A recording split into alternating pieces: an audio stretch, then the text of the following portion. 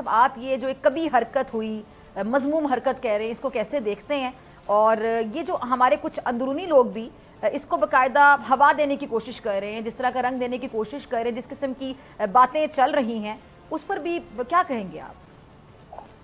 बहुत शुक्रिया। देखिए, इस वक्त जैसे सईद मोहम्मद अली साहब ने बड़ा अच्छे तरीके से बयान किया है कि जो ईरान के अंदर डिफरेंट पावर सेंटर्स हैं, उनमें देखें जो IRGC है और जो डीप स्टेट है ईरान की, और प्लस फ्रैंकली स्पीकिंग जो आयतुल्ला खामनाई हैं, वो एक और पैरामीटर पे चलते हैं, और जो इलेक्टेड गवर्नमेंट होती है, प्रेसिडेंट या फॉरेन मिनिस्टर, वो एक और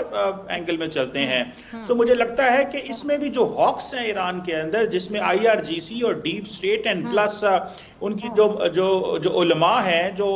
आयतुल्ला खामनाई जो हैं, ये उनका एक माइंडसेट है कि ये एक टफ लाइन ली है उन्होंने पाकिस्तान के हवाले से। मैं समझता हूं कि जारी बात है, पाकिस्तान रिस्पॉन्ड, जैसे अली साहब भी कह रहे थे कि ये एक आखिरी रिस्पॉन्स नहीं है जो हमने उनके सफीर को भेजा है, हम और काम भी कर सकते हैं। यहाँ फिजा साहब एक इंपॉर्टेंट बात है, देखिए बहुत सारे जो बलोच मिलिटेंट ऑर्गेनाइजेशंस हैं, वो उनके जो लीडरशिप है वो ईरान के अंदर छुपी हुई है। आपको याद है जो कुलभूषण यादव, भारत का जो जासूस था, जिसने बलोचिस्तान के अंदर बहुत बड़ा नेटवर्क बनाया था दहशतगर्दी का, वो भी ईरान से आया था। सो क्वेश्चन ये है कि पाकिस्तान ने बहुत सारे मसलों को डिप्लोमेटिकली एंड पॉलिटिकली हल करने की कोशिश की है। अगर ईरान ये समझता है कि हम ये चीजें करने से, मिलिट्री रिस्पांस देने से या मिलिट्री एक्शन लेने से वो अपने डोमेस्टिकली उनकी जो लीडरशिप है वो पॉपुलर हो सकती है, क्योंकि देखिए ईरान के अंदर जो IRGC और जो उनकी बाकी जो लीडरशिप है, वो ये समझते हैं कि जो इजराइल गजा के अंदर मुसलमानों को जिस तरह शहीद कर रहा है, तो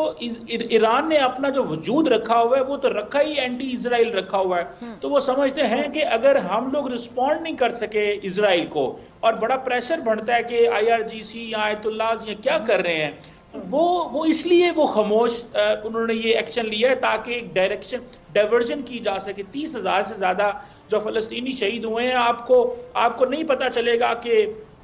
ईरान ने कभी इजराइल के हवाले से कुछ किया हो, क्योंकि उनको पता है कि उसके कॉन्सिक्वेंसेस हो सकते हैं। सो मैं समझता हूं कि ये सिर्फ और सिर्फ एक डोमेस्टिक ऑडियंस के लिए किया है। दूसरे नंबर पे उनको ये इस चीज की समझ थी कि अगर हम ये करते हैं तो शायद हमारी पॉपुलैरिटी बढ़ सकती है, और तीसरे नंबर पे उनको शायद ये था कि पाकिस्तान शायद रिस्पॉन्ड ना करे, और इसीलिए मैं समझता हूँ उन्होंने अपने एम्बेसडर को पहले ही बुला लिया हुआ था। शायद उनको इनके कॉन्सिक्वेंसेस का पता है कि पाकिस्तान के जब ईरानी एम्बेसडर को बुलाया जाएगा कोई इस तरह की चीज ना हो जिससे, तो वो अपनी प्रिकॉशंस पहले ले चुके हुए थे। लेकिन मेरा ख्याल है कि पाकिस्तान ने डिप्लोमेटिकली तो अच्छा रिस्पांस किया है, लेकिन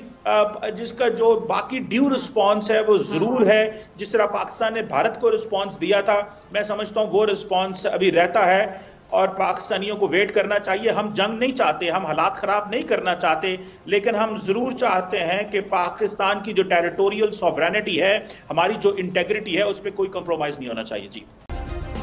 सब्सक्राइब करें और बेल दबाएं ताकि कोई खबर रह न जाए।